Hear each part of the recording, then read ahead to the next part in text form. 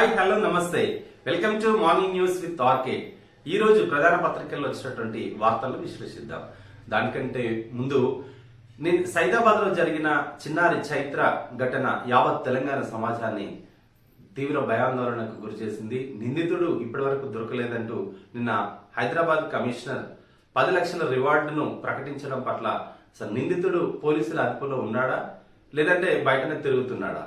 ఇలాంటి క్రూర మృగాన్ని సమాజంలో ఇన్ని రోజులుగా తిరుగుతున్న పోలీసులు ఎందుకు పట్టించుకోలేదంటూ నిన్న చిన్నారి చైత్ర ఇంటి వద్ద ప్రజా సంఘాలు అనేక ప్రతిపక్ష పార్టీల నాయకులు ఆందోళన కార్యక్రమం చేస్తూనే ఉన్నారు. వెంటనే పోలీసులు ఇప్పటికైనా ఇంకా ఎఫర్ట్ ఎక్కువ చేసి అయినా ఆ దుర్మార్గుల్ని తొందరగా అరెస్ట్ చేయాలని కోరుకుందాం. ఇదే ఆ చిన్నారికి నిజమైన నివాళులు అర్పించాలంటే ఆ దుర్మార్గుడికి కఠినమైనటువంటి శిక్ష పడాల్సిందే.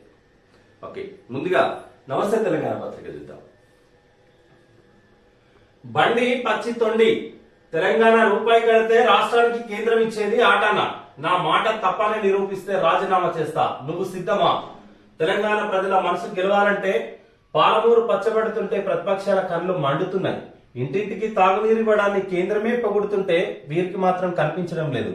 తెలంగాణ ప్రజల మనసులు గెలవాలంటే వారిని కేసీఆర్ కంటే ఎక్కువగా ప్రేమించాలి, అదొకటే మార్గం.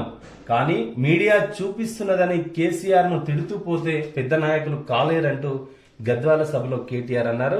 మనం చెల్లించిన పన్నులు ఇతర రాష్ట్రాల్లో వాడుతున్నారు, కేంద్రమే మొత్తం నిధులిచ్చినట్టుగా బండి సంజయ్ తప్పుడు ప్రచారం చేస్తున్నారు. తెలంగాణకు కేంద్ర విద్యా సంస్థల కేటాయింపు గుండు సున్నా.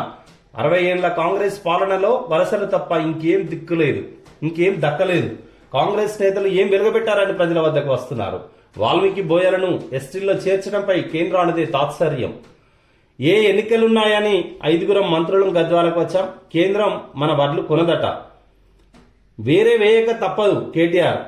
నిన్న మహబూబ్నగర్ జిల్లాలోని, అంటే ఇప్పుడు గద్వాల జిల్లా అయింది కదా, గద్వాలలో జోగులాంబ గద్వాల జిల్లాలో అభివృద్ధి పనుల ప్రారంభోత్సవానికి వెళ్తూ మార్గం మధ్యలో కూలీలతో మాట్లాడుతున్న మంత్రి కేటీఆర్, మరో మంత్రి శ్రీనివాస్ గౌడ్ ఉన్నటువంటి ఫోటో ఇక్కడ చూడొచ్చు.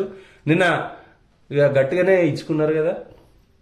బీజేపీ రాష్ట్ర అధ్యక్షుడు బండి సంజయ్ని బండి పచ్చి తొండి, నా మాట తప్పని నిరూపిస్తే రాజీనామా చేస్తా, నువ్వు సిద్ధమా అంటూ కేటీఆర్ సవాల్ విసరడం జరిగింది.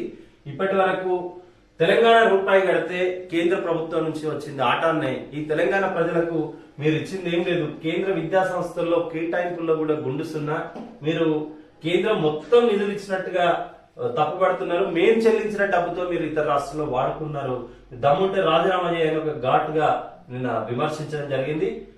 కేంద్ర ప్రభుత్వానికి రాష్ట్రం నుంచి రూపాయి కడుతుంటే కేంద్రం రాష్ట్రానికి ఆటానే ఇస్తున్నదని రాష్ట్ర ఐటీ మున్సిపల్ శాఖల మంత్రి కేటీఆర్ అన్నారు. 6.5 ఏళ్లలో రాష్ట్రం నుంచి కేంద్రానికి 2.72 లక్షల కోట్లు చెల్లించామని, కానీ రాష్ట్రానికి కేంద్రం ఇచ్చింది 1.42 లక్షల కోట్లు మాత్రమేనని చెప్పారు. తాను చెప్పింది తప్పని నిరూపిస్తే మంత్రి పదవికి రాజీనామా చేసేందుకు సిద్ధమని, నిరూపించలేకపోతే ఎంపీ పదవికి బండి రాజీనామా చేస్తారా అని సవాల్ విసిరారు. నిధులు కేంద్రానికి, సోకులు మాత్రం రాష్ట్రాన్ని అంటూ బండి సంజయ్ పాదయాత్రలో చెప్పినటువంటి మాటలపై కౌంటర్ గా మంత్రి కేటీఆర్ కొంచెం స్వరం పెంచినట్టుగా అనిపిస్తుంది. మరొక వార్త, ముఖ్యమంత్రి కేసీఆర్ ను ప్రగతి భవన్ లో కలిసి పుష్పగుచ్చం అందిస్తున్న ఎల్ఐటి సిఇఓ ఎండి సుబ్రహ్మణ్యం. చిత్రంలో సిఎస్ సోమేష్ కుమార్, ప్రభుత్వ ప్రధాన సలహాదారు రాజు శర్మ. మెట్రో రైలుకు ఊతం, హైదరాబాద్ కు మెట్రో ఎంతో అవసరం, మరింత విస్తరిస్తాం, మిగతా రంగాల్లాగే దానికి సహకరిస్తాం. ఎల్ఐటి ప్రతినిధులతో సీఎం కేసీఆర్. కరోనాతో ప్రయాణాలు తగ్గి ఆర్థిక నష్టాలు ఆదుకోవాలన్న ఎల్ఐటి ప్రతినిధులు. సానుకూలంగా స్పందించిన ముఖ్యమంత్రి. మంత్రులు, అధికారులతో అధ్యయన కమిటీ. మెట్రో రైలుకు ఒక కమిటీని ఏర్పాటు చేయడం జరిగింది. దాన్ని అధ్యయనం చేయడానికి కరోనాతో ప్రయాణాలు తగ్గి ఆర్థికంగా నష్టాలు వచ్చాయని ఎల్ఐటి ప్రతినిధులు నిన్న ముఖ్యమంత్రిని కలిసి చెప్పడం జరిగింది. ఈ ఆర్థికంగా నష్టాల్లో కూరుకుపోయిన నేపథ్యంలో మెట్రోను ఆదుకునేందుకు ఉన్న అవకాశాలను అన్వేషిస్తామని, ఆర్థికంగా నష్టపోతున్న తమను ఆదుకోవాలని కోరుతూ ఎల్ఐటి ఉన్నతాధికారులు మంగళవారం ప్రగతి భవన్ లో సీఎం కేసీఆర్ తో భేటీ అయ్యారు. కరోనా కాలంలో మెట్రో ఎదుర్కొంటున్న ఆర్థిక నష్టాలు, బ్యాంకు అప్పులు, రోజురోజుకు పెరిగిపోతున్న వడ్డీల వివరాలను సమావేశంలో చర్చించి తక్షణమే ఆదుకోవాలని కోరారు. దీంతో కమిటీని నియమించారు. దానికి కేటీఆర్ చైర్మన్ గా. కమిటీలో కేటీఆర్, వేముల ప్రశాంత్ రెడ్డి మంత్రులు, ప్రభుత్వ ప్రధాన కార్యదర్శి ప్రధాన సలహాదారు రాజు శర్మ, కార్యదర్శి Somesh Kumar, principal secretary Narasingarao, finance special chief secretary Ramakrishnarao, special chief secretary మరో special chief secretary Aravind Kumar పరిశ్రమల శాఖ కార్యదర్శి జయేష్ రంజన్లను కమిటీలో నియమించారు. ఎల్ఐటి ఇంకా విస్తరిస్తాం కానీ మాకు కొంత ఇబ్బంది అవుతుంది. ఇప్పటికీ కరోనాతో ఆర్థికంగా నష్టపోయినాం, అనుకున్నంతగా రాబడి లేదు కాబట్టి ఆదుకోవాలంటూ మెట్రో ప్రతినిధులు గెలవడం జరిగింది. నెక్స్ట్, రేపు కేబినెట్ సమావేశం. దళిత బంధు పథకం అమలుపై చర్చ, శాసనసభ సమావేశాలపై నిర్ణయం, నిమజ్జనం పిటిషన్పై సమాలోచన. రేపు కేబినెట్ ని సమావేశం ఏర్పాటు కానుంది. దళిత బంధు పథకంపై ఏ విధంగా అమలు చేస్తున్నాం, ఈ అమలుకు సంబంధించి చర్చ జరగనుంది. ఇది ఒక వార్త. ఇది మీ బతుకు సమస్య, మంచి అవకాశం, సద్వినియోగం చేసుకోండి. కేసీఆర్ ఇస్తున్నాడని ఊరికే ఖర్చు చేయదు. దళిత బంధు లబ్ధిదారులతో మేధావుల కమిటీ. ఇల్లంతకుంట మండలంలో కమిటీ పర్యటన. శిక్షణ తర్వాత యూనిట్లు ఎంచుకోవాలని సలహా. ఇది మీ బతుకు సమస్య. దళిత బంధు మీ బతుకును నిలిపే బంధువు. జీవితంలో ఆర్థికంగా ఎదగడానికి ఇది చాలా మంచి అవకాశం. కేసీఆర్ ఇస్తున్నది ఊరికే ఖర్చు పెట్టొద్దు. ఈ డబ్బులతో మళ్ళీ ఎవరి ముందు చేయి చాచకుండా నిలబడాలి. అందరూ ఒకే యూనిట్లు తీసుకుంటే దెబ్బతింటారు. వేర్వేరు యూనిట్లు తీసుకోండి. హుజురాబాద్ దళిత బంధు లబ్ధిదారులతో అధ్యయన కమిటీ. ఈ అధ్యయన కమిటీలో ఇల్లంతకుంట మండలం చిన్నకుమటిపల్లి మహిళలతో మాట్లాడుతున్న మల్లపల్లి లక్ష్మయ్య, కె రామచంద్రమూర్తి అధ్యయన బృందం సభ్యులు. లక్ష్మీ సార్తో పాటుగా హెచ్ఎంటీవీ మాజీ ఎండి ఉన్నటువంటి సీనియర్ జర్నలిస్ట్ కె రామచంద్రమూర్తి గారు కూడా ఈ పర్యటనలో ఉన్నారు. ఇది బతుకులు బాగు చేసేటువంటి పథకం కాబట్టి మళ్ళీ దీన్ని ఇష్టం ఉన్నట్టు వాడుకొని ఆ తర్వాత మరి ఎవరి ముందు చేయి చాచొద్దంటూ దళిత మేధావులతో, అంటే కొద్దిమంది మేధావులతో కలిసి అక్కడ మహిళలతో మాట్లాడుతున్నటువంటి ఫోటో. మరొక వార్త.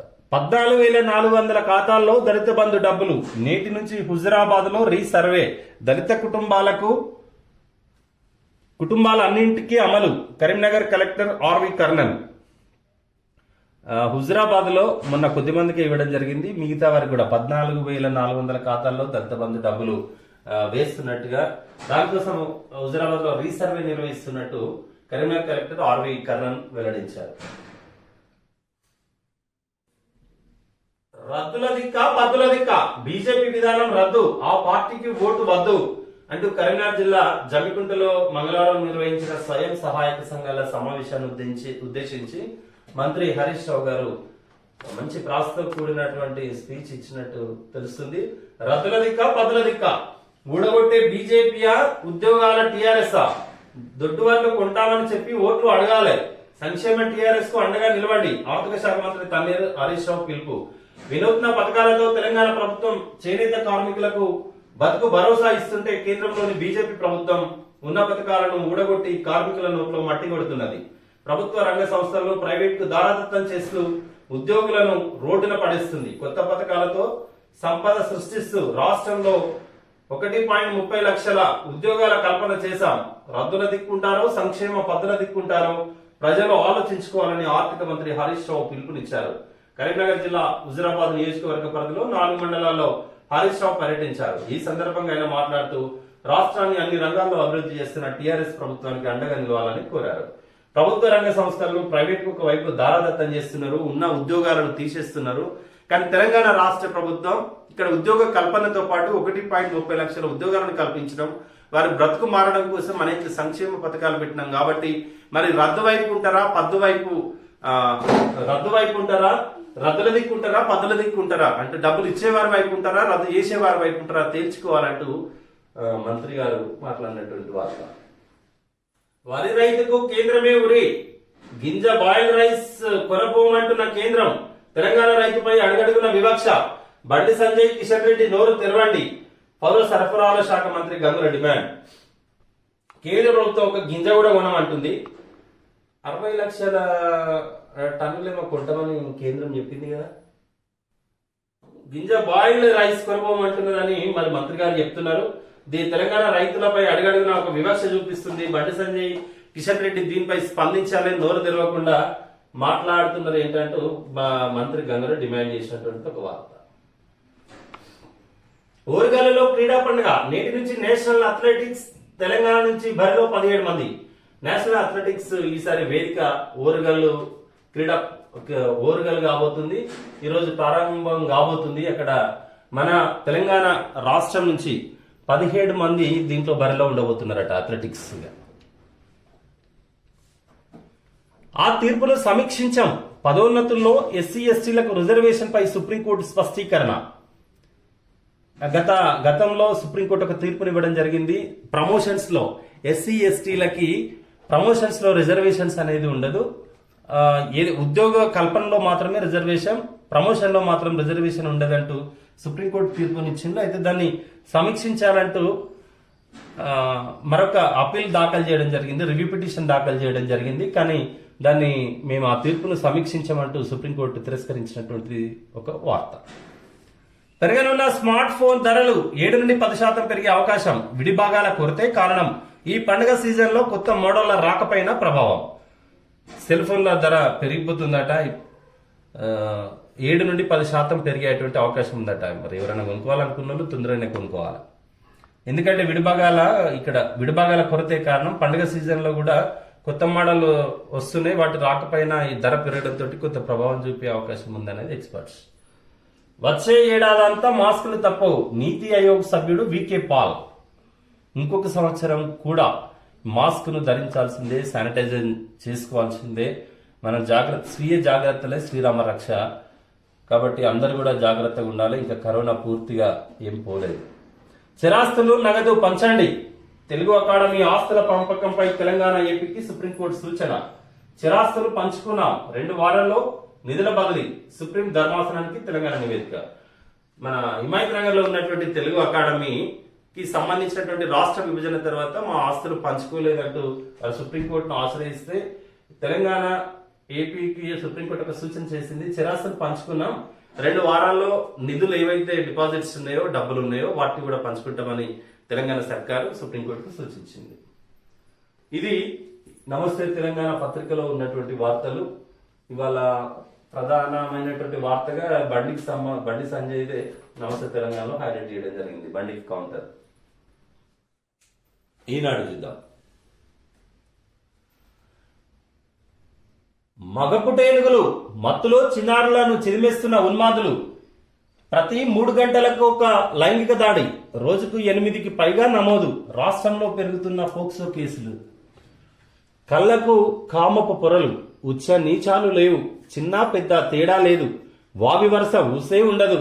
మనిషి మృగమవుతున్నాడు. ఉన్మాదిగా మారి లైంగిక దాడులకు తెగబడుతున్నాడు. అభం శుభం తెలియని పసిపిల్లలను కిరాతకంగా చిదిమేస్తున్నాడు.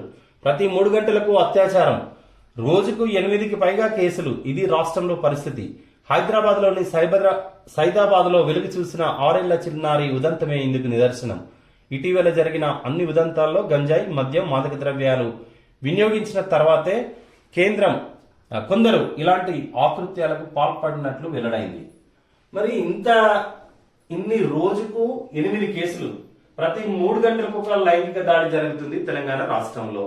పోలీసు యంత్రాంగాన్ని ఇంత పటిష్టంగా తయారు చేస్తున్న ప్రభుత్వం మరి ఎందుకు ఇన్ని నేరాలను నియంత్రించలేకపోతుంది? మత్తు ద్రవ్యాలు తీసుకున్న తర్వాతనే, అంటే అది గంజాయి కావచ్చు, మద్యం, మాదక ద్రవ్యాలు గంజాయి, మద్యానికంటే ప్రభుత్వం అనుమతిస్తుంది. గంజాయి, మాదక ద్రవ్యాలకైతే అనుమతి లేదు కదా.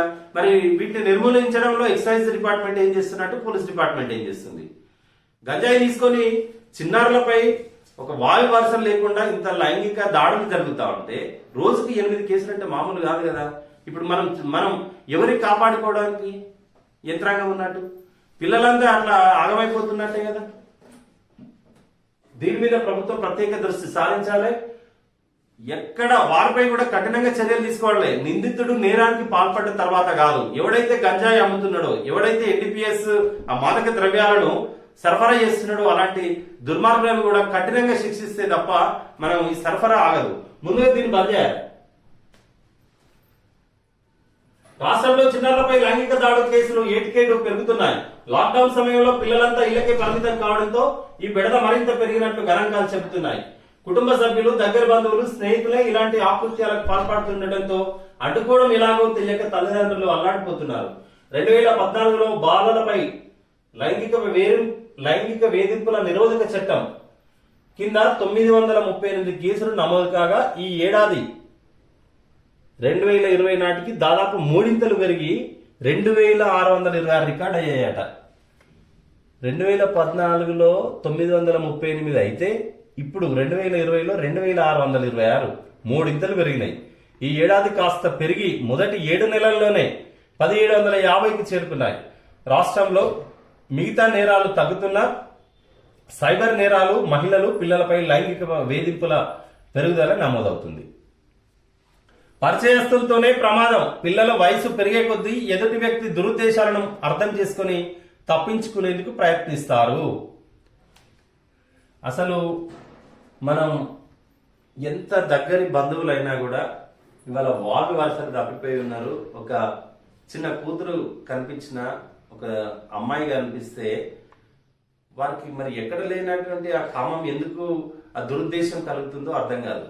ఇది ఒక నియోజకవర్గానికో మండలానికో మానసిక వికాస తరగతులు కూడా నిర్వహించాలి. కనీసం జిల్లాకు ఒకటైనా పెట్టండి. గౌరవ ముఖ్యమంత్రి గారికి రిక్వెస్ట్, వాగు వరుస లేకుండా మానవీయ విలువలు రోజు రోజుకు తగ్గిపోతున్నాయి. ఒక చిన్న 6 సంవత్సరాల అమ్మాయిని వాడికి అసలు ఏ ఉద్దేశం, వాడికి ఎంత దుర్మార్గమైనటువంటి ఉద్దేశం వాడి మనసులో ఉండాలి? ఆ విలువలు ఎందుకు తగ్గిపోతున్నాయి? ఆ మానవీయ విలువలను పెంచడానికి మానసిక వికాస కేంద్రాలను ఏర్పాటు చేయాలి. ట్రైనర్స్ తోటి శిక్షణ ఇప్పించి అప్పుడప్పుడు క్లాసులు పెడితే గానీ కొంత మార్పు అనేది రాదు. వాడి ఇంటి పక్కనే ఉంటాడు, ఇంట్లోనే ఉంటాడు, అతి దగ్గర బంధువు అవుతాడు. వాడే ఇవాళ ఇలాంటి అఘాయిత్యాలకు పాల్పడుతున్నారు. రాష్ట్రంలో నమోదైన చాలా కేసుల్లో కూడా ప్రధానంగా ఈ దగ్గర బంధువుల ద్వారానే ఎఫెక్ట్ అయినటువంటి వాళ్ళు, వెరీ క్లోజ్ నియరెస్ట్ ఉన్నటువంటి నైబర్స్, బంధువులు, ఈ ఇద్దరే చిన్నారులపై అగత్యాలకు పాల్పడే దాంట్లో పక్కింటి వారు అంటే ఇరుగు పొరుగున ఉండేవారు, బంధువులు, ఈ ఇద్దరు వల్లనే వారికి నష్టం జరుగుతుంది. తల్లిదండ్రులారా, ఇప్పుడు అమ్మాయిలను కొంచెం పెరిగి ఒక 18 సంవత్సరాలు 17 సంవత్సరాల వయసు వచ్చిందంటే వారికి అర్థం చేసుకునేటువంటి 15 అట్లీస్ట్ వచ్చిన వారికి అర్థం చేసుకునేటువంటి నాలెడ్జ్ కొంత ఉంటుంది, మెచ్యూరిటీ ఉంటుంది. కానీ చిన్న పిల్లలకు పాపం ఏదొక కుర్కురే ఇస్తారా అని చెప్పి సైదాబాద్ లో చిన్నారిపై ఇంత దుర్మార్గానికి ఒడిగట్టిండు. కాబట్టి పిల్లల్ని చాలా జాగ్రత్తగా చూసుకోండి. ఇది పూర్తిగా తల్లిదండ్రుల బాధ్యతగానే ఇప్పుడున్న పరిస్థితి. ఆ దుర్మార్గుని ఆచూకీ చెప్తే 10 లక్షలు ఇస్తామని చెప్పి రివార్డు ప్రకటించింది హైదరాబాద్ నగరంలో ఓ బస్తీలో 6 ఏళ్ల చిన్నారిని అత్యాచారం చేసిన కేసులో నిందితుడు పల్లకొండ రాజు ఆచూకీ తెలిపినా పట్టించిన 10 లక్షల నగదు బహుమతి ఇస్తామని హైదరాబాద్ పోలీస్ కమిషనర్ అంజనీ కుమార్ మంగళవారం ప్రకటించారు. అతడి ఫోటోను అధికారికంగా విడుదల చేశారు.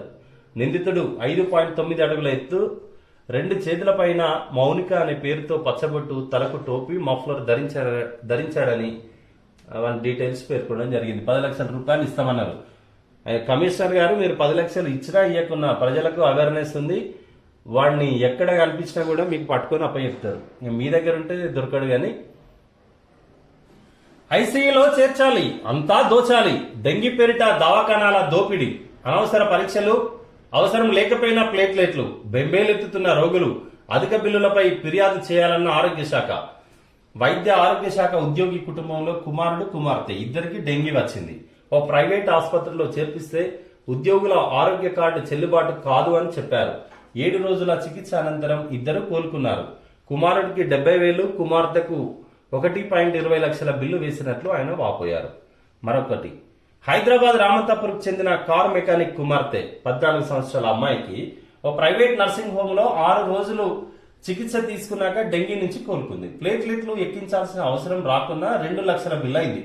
కోవిడ్ కాలంలో అసలే ఆర్థికంగా ఇబ్బందుల్లో ఉండగా ఈ బిల్లు మరింత భారం మోపిందని తండ్రి ఆవేదన వ్యక్తం చేశారు.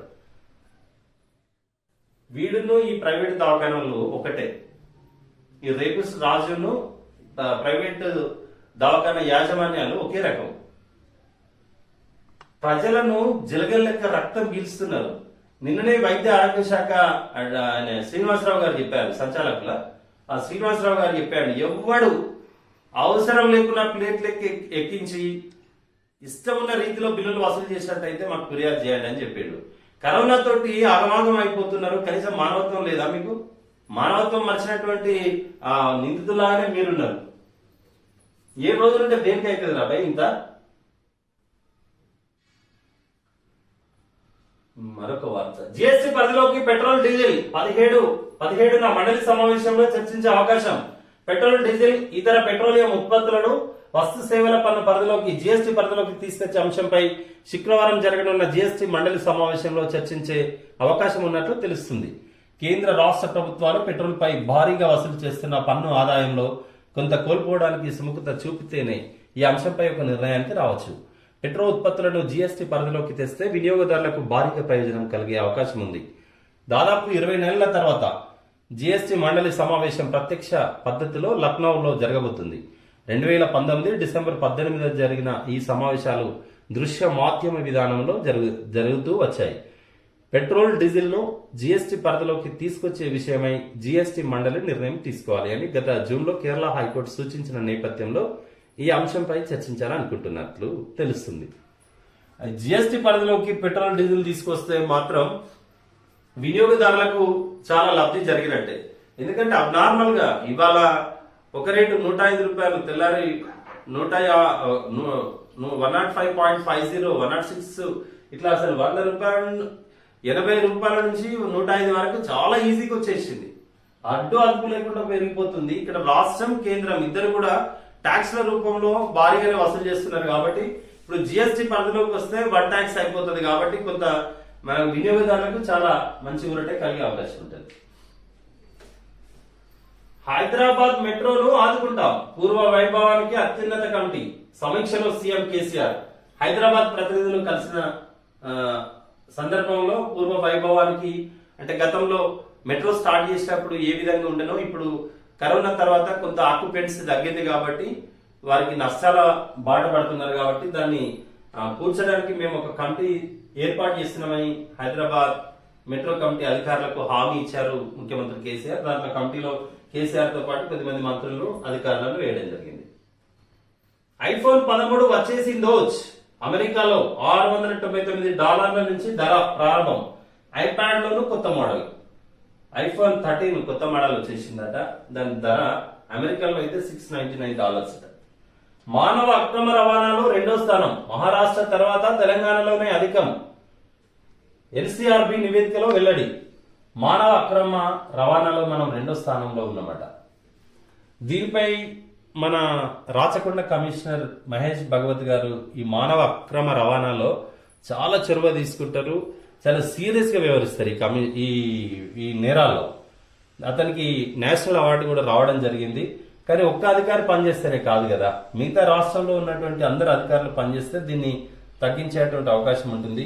ఈ బ్రోకర్లు ఎక్కువైపోయింది. అక్రమ రవాణాలో ప్రధాన పాత్ర చిన్నపిల్లలతో పాటు పెద్దవాళ్ళను కూడా వాళ్ళను ఎక్కువ ఇది ప్రాస్టిట్యూషన్ కేసులోకి తీసుకుపోతున్నారు. ప్రాస్టిట్యూషన్ కి ఇక్కడ కిడ్నాప్ చేసిన చిన్నపిల్లలను తీసుకుపోయిన వాళ్ళు అమ్మాయిలను అమ్ముకోవడం, ఈ అక్రమంగా రవాణా చేసేటువంటి పరిస్థితి ఎక్కువైపోయింది. పోలీస్ అధికారులు సీరియస్ గా వ్యవహరించాలి బ్రోకర్స్ పై. గద్వాల ఎంఏఎండి ప్రభుత్వ బాలికల జూనియర్ కళాశాల భవన నిర్మాణ శంకుస్థాపనలో పాల్గొన్న మంత్రులు కేటీఆర్, శ్రీనివాస్ గౌడ్, నిరంజన్ రెడ్డి, మంత్రి సబితా ఇంద్రారెడ్డి, ఎమ్మెల్యే కృష్ణమోహన్ రెడ్డి గద్వాలో పాల్గొన్నటువంటి ఫోటో ఇది. బండి సంజయ్వి వట్టి మాటలే. రాష్ట్ర ప్రజలు చెల్లించింది 2.72 లక్షల కోట్ల పన్నులు, కేంద్రం ఇచ్చింది 1.42 లక్షల కోట్లే. తప్పని నిరూపిస్తే రాజీనామా చేస్తా, నువ్వు సిద్ధమా? గద్వాల పర్యటనలో మంత్రి కేటీఆర్ సవాల్. దేశంలో ఉత్తరప్రదేశ్ తో పాటు ఇతర వెనుకబడిన రాష్ట్రాలకు అందిస్తున్న నిధుల్లో తెలంగాణ ప్రజల స్వేదం, రక్తం ఉందని మంత్రి కేటీఆర్ అన్నారు. భాజపా రాష్ట్ర అధ్యక్షుడు బండి సంజయ్ పాదయాత్ర చేస్తూ ఇక్కడ అమలవుతున్న పథకాలకు మొత్తం పైసలు కేంద్రం ఇస్తుందని, రాష్ట్రం మాత్రం సోకులు పడుతుందంటూ సొల్లు కబుర్లు చెప్తున్నారని విమర్శించారు. రాష్ట్ర ప్రజలు కేంద్రానికి పన్నుల రూపంలో ఈ 6.5 ఏళ్లలో 2.72 లక్షల కోట్లు కడితే కేంద్రం మాత్రం ఆర్థిక సంఘం రూపంలో జనాభా తమాషా ప్రాతిపదికన రాష్ట్రానికి 1.42 లక్షల కోట్లు మాత్రమే ఇప్పటి వరకు ఇచ్చిందన్నారు.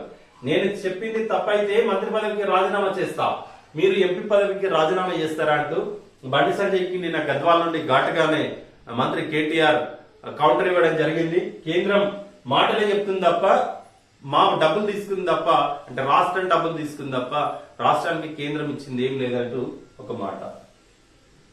తర్వాత ఇది మలబార్ యాడ్ టాటా అంతే. ఓకే, ఇది ఈనాడులో వచ్చినటువంటి వార్తలు. ఇప్పుడు ఆంధ్రజ్యోతి చూద్దాం. పట్టిస్తే 10 లక్షలు, బాలికపై అత్యాచారానికి పాల్పడ్డ రాజు ఆచూకీ తెలిపిన వారికి రివార్డ్. సిపి అంజనీ కుమార్ వెల్లడి. నిందితుడి కోసం ముమ్మర గాలింపు. 6 రోజులైనా పట్టుకోలేకపోవడంపై పలు అనుమానాలు. ఒక వార్త. మరొక వైపు, నిందితుడు ఎక్కడా మంత్రి గారు, అతన్ని ఎప్పుడు అరెస్ట్ చేశారు? మంత్రి కేటీఆర్ ట్వీట్ పై నెటిజన్ల ఫైర్. తప్పుడు సమాచారంతోనే ట్వీట్. విచారం వ్యక్తం చేసిన కేటీఆర్, నిందితుడిని ఎన్కౌంటర్ చేస్తాం, విడిచిపెట్టేది లేదు. మంత్రి మల్లారెడ్డి.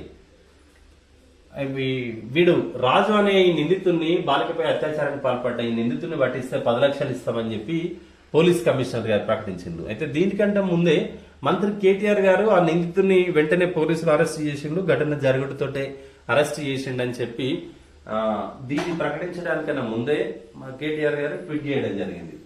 ఆ ట్విట్టర్ లో నిందితుడు అదుపులో ఉన్నాడని చెప్పడం, ఇప్పుడు మాత్రం నిందితుడు దొరికితే 10 లక్షలు ఇస్తామని చెప్పడంతో నెటిజన్లు అంతా కేటీఆర్ ట్విట్ పైన నెటిజన్లు అంతా ఫైర్ కావడం జరిగింది. అయితే తప్పుడు సమాచారంతోనే ట్వీట్ చేయడం జరిగిందంటూ విచారం వ్యక్తం చేసిన కేటీఆర్. మరోవైపు మంత్రి మల్లారెడ్డి నిందితుడిని ఖచ్చితంగా ఎన్కౌంటర్ చేస్తామంటూ ప్రకటించింది.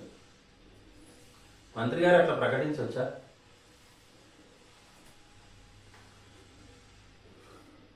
వరి మంటలు. ఇప్పటి వరకు వరికి ప్రోత్సాహం, ఇప్పుడు వద్దంటూ నిరుత్సాహం. సర్కారు తీరుపై రైతుల్లో ఆందోళన.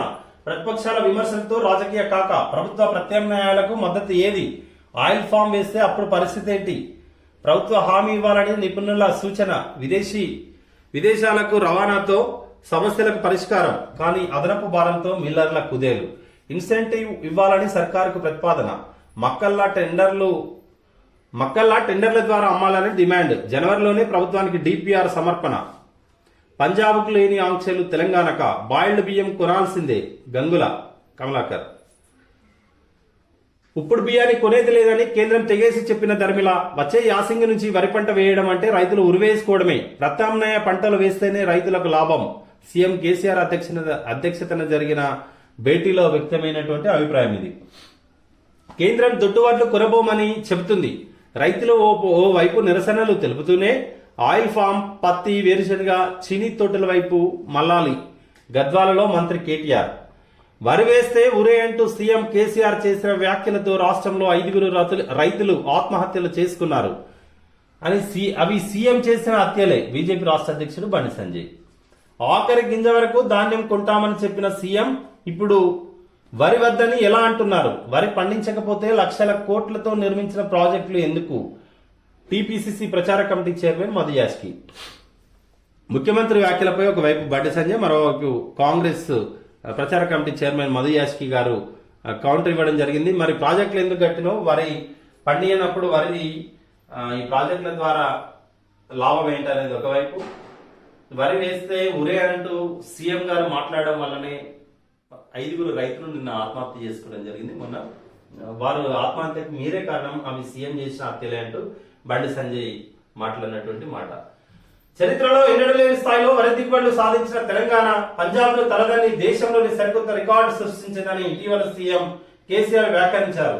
ఇందుకు కారణం తమ ప్రభుత్వం నిర్మించిన కాళేశ్వరం ప్రాజెక్టు, రైతు బంధు వంటి తమ ప్రభుత్వ విధానాలే అని చెప్పారు. అదే సమయంలో వరి వేస్తే ఉరేనని, ప్రత్యామ్నాయ పంటలకు మల్లాలని ప్రభుత్వ రైతులకు పదే సూచిస్తుంది ప్రభుత్వం.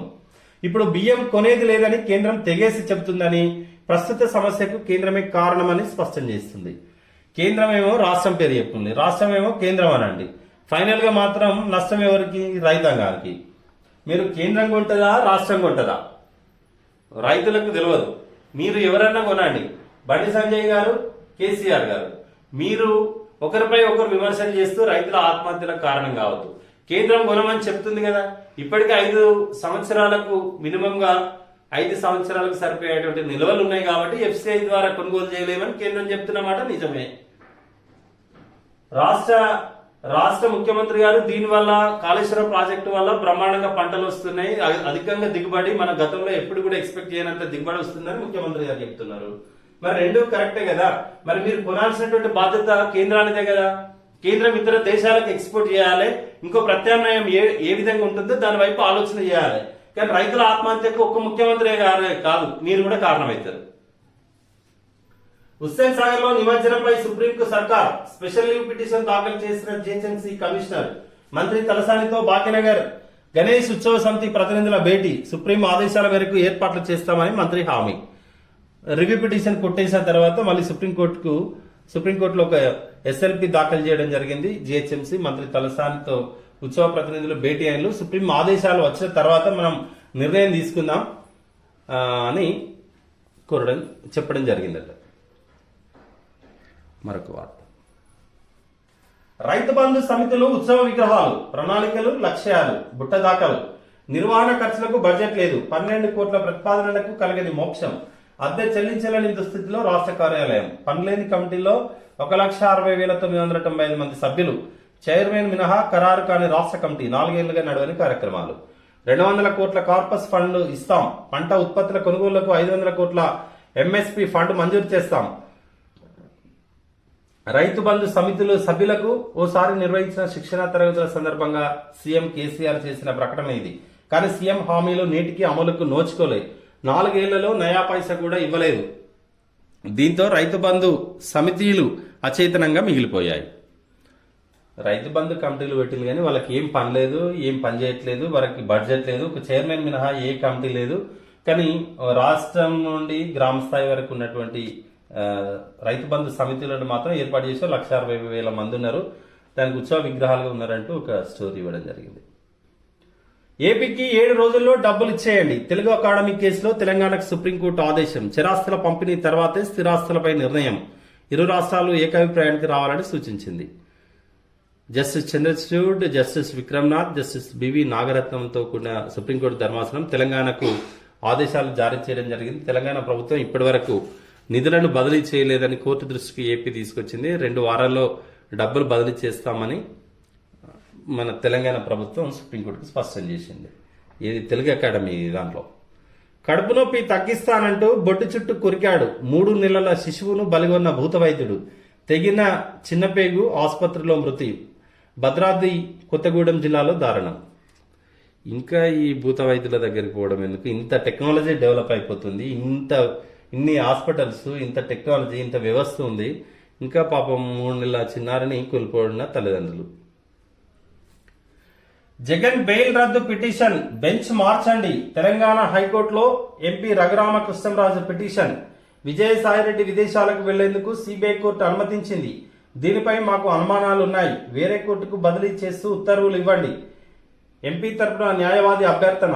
సిబిఐ పిపి సురేందర్ తీవ్ర అభ్యంతరం. ఇది సహేతుకం కాదని స్పష్టీకరణ. పిఎస్ఐ బెయిల్ షరతులను ఉల్లంఘించారా? సిబిఐని అడిగిన న్యాయమూర్తి లేదని చెప్పిన దర్యాప్తు సంస్థ. పిటిషన్ పై తీర్పు రిజర్వ్. జగన్ బెయిల్ రద్దు పిటిషన్ మార్చాలి, ఆ బెంచ్ ను మార్చండి. ఎందుకంటే ఆయన ఇప్పటికే విజయసాయిరెడ్డి విదేశాలకు వెళ్లేందుకు సిబిఐ కోర్టు అనుమతించింది కాబట్టి దీనిపై మాకు అనుమానాలు ఉన్నాయని రఘురామకృష్ణంరాజు మాట్లాడినటువంటి కోర్టులో చేసినటువంటి వాదనలు. మెట్రోను ఆదుకుంటాం. హైదరాబాద్ కు మెట్రో సేవలు ఎంతో అవసరం. అన్ని రంగాల్లో మెట్రో పైన కరోనా ప్రభావం. ఆర్థిక నష్టాల్లో అప్పుల్లో కూరుకుపోవడం ఇబ్బందే. పూర్వ వైభవానికి ప్రభుత్వం తరఫున సహకారం. అత్యున్నత స్థాయి కమిటీలో అధ్యయనం చేస్తాం. కమిటీలో మంత్రులు KTR, Prashant Reddy, CS. LIT company అధికారులకు సీఎం కేసీఆర్ హామీ. మెట్రోను ఆదుకుంటామంటూ మరొక వార్త. నిన్న మంత్రులతో కమిటీ వేయడం జరిగింది. ఐఫోన్ 13 వచ్చేసింది. కాలిఫోర్నియాలో స్ట్రీమింగ్ లో విడుదల. ఐఫోన్ 13, 13 ప్రో, 13 మినీ, 13 మ్యాక్స్ రకాలు. ఐప్యాడ్ 2 2021, ఐప్యాడ్ మినీ కూడా విడుదల. ఐఫోన్ లో కొత్త మోడల్స్ వచ్చినాయట. తెలంగాణలో 12% పెరిగిన నేరాలు. రోడ్డు ప్రమాదాల్లో 7,226 మంది మృత్యువాత. చార్జ్షీట్ల నమోదు రేటు 83.7%. గత ఏడాది మొత్తం 827 మంది హత్య. 2,074 పోక్సో కేసులు. ఎన్సీఆర్బి నివేదిక. నేషనల్ క్రైమ్ బ్యూరో వాళ్ళు ఒక నివేదిక ఇచ్చిన 12% గతంలో కంటే పెరిగాయట. బిగ్ బాస్ ఓ బ్రోతల్ స్వర్గం. 24 గంటలు ప్రత్యక్ష ప్రసారం చేయగలరా? యువతీ యువకులను ఒకే గదిలో 105 రోజులు ఉంచుతున్నారు. లోపల ముద్దులు, డేటింగ్. ఇది సాంస్కృతిక దోపిడీ అంటూ సిపిఐ నారాయణ గారు బిగ్ బాస్ పై చాలా రోజులుగా ఒక హైకోర్టులో పిల్ కూడా దాఖలు చేయడం జరిగింది. ప్రజా ప్రయోజన వ్యాజ్యం. కానీ ఇంకా అది పెండింగ్ లోనే ఉంది. ఇది ఒక బ్రోతల్ స్వర్గం. యువతీ యువకులను 105 రోజులు ఉంచుతున్నారు. ఇది ఏం సంస్కృతి అని నారాయణ గారు అంటున్నారు. నిజమే, వారితో ఏం లాభం, దేనికోసం ఈ సమాజానికి బిగ్ బాస్ ద్వారా ఏం లాభం, వారితో ఏమొస్తుంది, సమాజం ఏం నేర్చుకుంటుంది, యువత ఏం నేర్చుకుంటారు, పిల్లలు అంటే ఆడపిల్లలు మగపిల్లల్ని ఒక రూమ్ వేసి లాక్ చేసి 105 days ఉంచాలి కదా సంస్కృతి. ఏం చెప్పదలుచుకున్నారు, వారి వ్యక్తిగత జీవితాల్లో వారు ఎట్లుంటారో ఈ సమాజానికి ఏం అవసరం, ఎందుకోసం బిగ్ బాస్, దానివల్ల చెడే తప్ప మంచి ఏమాత్రం లేదు. దాన్ని కేంద్రం రాష్ట్రం ఇద్దరు కూడా దాన్ని నిషేధించాలి. నారాయణ గారితో మేము సపోర్ట్ చేస్తున్నాం, అది నిషేధించాలి. ఓకే, ఇది ఆంధ్రజ్యోతి వార్తలు. మరొక పత్రిక వెలుగు చేద్దాం. సర్కారు దవాఖాన్ల గర్భిణీల గోస. రాష్ట్రంలో సర్కారు దవాఖాన్ల సౌలతులు లేక గర్భిణీలు గోస పడుతున్నారు. కనీసం కూర్చోవడానికి సరిపడా కుర్చీలు లేక గంటల కొద్ది నిలబడే డాక్టర్ కోసం ఎదురు చూస్తున్నారు. ఆసుపత్రులలో స్కానింగ్లు టెస్టులు లేక బయట చేయించుకుంటున్నారు. మందులను బయట మందుల షాపుల్లోనే కొంటున్నారు. అత్యవసర మందులు అందుబాటులో లేవు. రాష్ట్రంలోని అన్ని సర్కారు దవాఖాన్లలోనూ ఇవే పరిస్థితులు. గజ్వేల్ ప్రభుత్వ ఆసుపత్రిలో కుర్చీలు సరిపోక నీళ్లపై కూర్చున్నటువంటి మహిళా గర్భిణుల ఫోటోలు చూడొచ్చు. సర్కారు దవాఖాన గర్భిణీలు గోస పడుతున్నారు అనేది ఒక వార్త. సర్కారు సబ్సిడీ ఇవ్వక దళితుల పరిశ్రమలు కాయిలా. 837 కోట్ల బకాయిలు పెండింగ్. సబ్సిడీ కోసం ఎదురు చూస్తున్న 19,000 కంపెనీలు. 2018 నుంచి ఇదే పరిస్థితి. Tea pride ఉత్తముచ్చట్నే. అప్పులు తీర్చలేక సిబ్బందికి జీతాలు ఇయ్యలేక 100కు పైగా ఫ్యాక్టరీల మూత. బడ్జెట్ లో ఏటా 300 కోట్లు కేటాయిస్తున్న రిలీజ్ చేయని సర్కారు. ఖమ్మంకు ఆనుకున్న కైకొండాయి గూడెంలో ఓ దళిత పారిశ్రామికవేత్త ఏర్పాటు చేసిన గ్రానైట్ పరిశ్రమ ఇది. దాదాపు 20 లక్షల బ్యాంక్ లోన్ తీసుకుని దీన్ని ఏర్పాటు చేశాడు. కానీ గవర్నమెంట్ నుంచి సబ్సిడీ రాకపోవడంతో ఈఎంఐ కట్టలేక పరిశ్రమను మూసేశాడు. చేసిన అప్పులు తీర్చలేక మిషనరీని కూడా కొంత అమ్ముకున్నాడట. ఇప్పుడు ఎస్సీ ఎస్టీ పారిశ్రామికవేత్తల కోసం రాష్ట్రం ఏర్పడితే ఎంతో అభివృద్ధి చెందుతామని ఆశిస్తే నిరాశ ఎదురవుతుంది. చిన్న పరిశ్రమకు రాష్ట్ర ప్రభుత్వం సబ్సిడీ ఇవ్వడం లేదు. 2018 నుంచి 837 కోట్లు రిలీజ్ చేయకుండా కాలం వెల్లదీస్తుందంటూ, కానీ ఇక్కడ ఆర్భాటంగా ప్రచారం మాత్రం చేస్తుందంటూ ఒక స్టోరీ ఇవ్వడం జరిగింది. టీ ప్రైడ్ కింద ఎస్సీ ఎస్టీలకు ఇచ్చే సబ్సిడీలు పత్తా లేకుండా పోయాయి. ఎంతో ఆశగా బ్యాంకుల నుంచి అప్పులు తెచ్చి చిన్న చిన్న పరిశ్రమలు పెట్టుకుంటే సర్కారు సబ్సిడీలు ఇవ్వకపోవడం దారుణం. పక్క రాష్ట్రం ఏపీలో ₹1 కూడా పారిశ్రామిక సబ్సిడీలు పెండింగ్ లో లేవు. తెలంగాణ ప్రభుత్వం పెండింగ్ సబ్సిడీలు రిలీజ్ చేయాలి. దళిత ఇండస్ట్రియల్ అసోసియేషన్ నేషనల్ ప్రెసిడెంట్ మామిడి సుదర్శన్ మాట్లాడుతున్నారు. అభిప్రాయం, 837 కోట్లు బకాయిలు ఉన్నాయంటే ఇప్పటికి మీరు దళితుల కోసం దళితులు ఎదగాలంటున్నారు, కానీ దళితులకు ఇవ్వాల్సినటువంటి సబ్సిడీలు మాత్రం ఇంకా రాలేదనేది స్టోరీ. వరి ఊరి సీఎం కామెంట్లపై ప్రతిపక్షాల ఫైర్. రైతు ఆత్మహత్యలకు సీఎందే బాధ్యత. రాష్ట్రంలో జరుగుతున్న ఆత్మహత్యలకు పూర్తి బాధ్యత సీఎం కేసీఆర్దే. వరి వేస్తే ఉరే అని సీఎం చేసిన వ్యాఖ్యలతో ఆందోళన చెంది 5 రైతులు ఆత్మహత్య చేసుకున్నారు.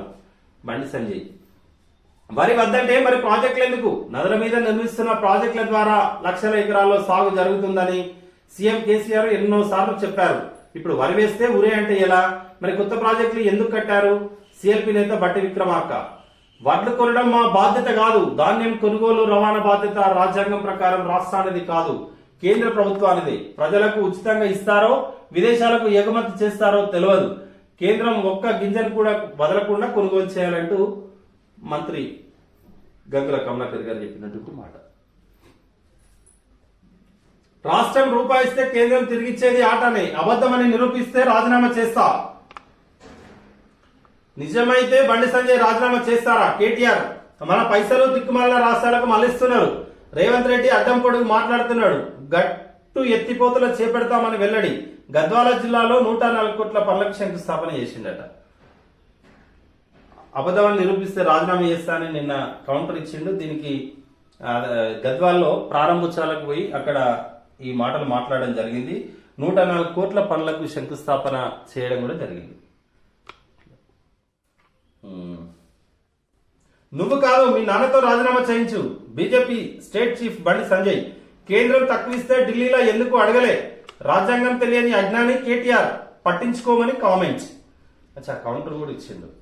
మేము ఆయన పెద్ద పట్టించుకోవాల్సిన అవసరం లేదు. దీని గురించి మీ నాన్నని చెప్పి మనం మీ నాన్నను రాజీనామా చేయించు, కానీ నిన్ను పెద్ద పట్టించుకోవాల్సిన అవసరం లేదు, నీకు రాజ్యాంగం తెలియని అజ్ఞానం కేటీఆర్ అంటూ బండి సంజయ్ కూడా దీనికి కౌంటర్ వేసింది. రేపిస్ట్ రాజును పట్టిస్తే 10 లక్షలు, 6 ఏళ్ల చిన్నారి అత్యాచారం హత్య కేసులో రివార్డ్ ప్రకటించిన పోలీసులు. ఈ నంబర్కు ఫోన్ చేయాలి. చేతులపై మౌనిక టాటూలు ఉన్నాయట. వీడు ఎక్కడన్నా దొరికితే సర్కారు పోలీసు వారికి ఇన్ఫార్మ్ చేయండి అంటూ 9490616366 అనే నంబర్ను పోలీసులు ఇవ్వడం జరిగింది. ఈ ఒక్కసారికి ఛాన్స్ ఇవ్వండి. నిమజ్జనంపై సుప్రీంకోర్టును ఆశ్రయించిన సర్కారు ట్యాంక్ బండ్ మీదుగా పీఓపీ విగ్రహాలకు అనుమతి ఇవ్వాలని స్పెషల్ లీవ్ పిటిషన్. పర్మిషన్ ఇస్తే విగ్రహాలు వేసిన 24 గంటల్లో వ్యర్థాలు తొలగిస్తామన్న జిహెచ్ఎంసీ. వచ్చే ఏడాదికి పూర్తి స్థాయి చర్యలు చేపడతామని వెల్లడి. ఈ ఒక్కసారికి అవకాశం ఇవ్వండి అంటూ సుప్రీంకోర్టులో పిటిషన్ దాఖలు చేసిన పరిస్థితి.